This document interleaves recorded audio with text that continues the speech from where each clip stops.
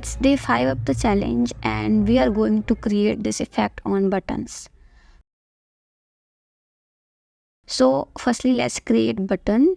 Write text continue and add shift A to make it under auto layout. Add spacing and background. Now add stroke of purple color and choose gradient. Now shift light shade to corner and reduce the opacity of other side. Let's add background effect. Choose same purple color with less opacity and set X to 13 and Y to 4. You can increase the blur accordingly. Repeat this step for different corners and connect each other. Use after delay of 1 ms with ease in and out of 300 ms.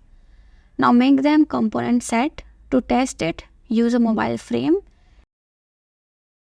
and paste any of the component in the frame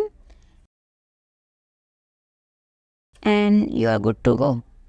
I hope you like it.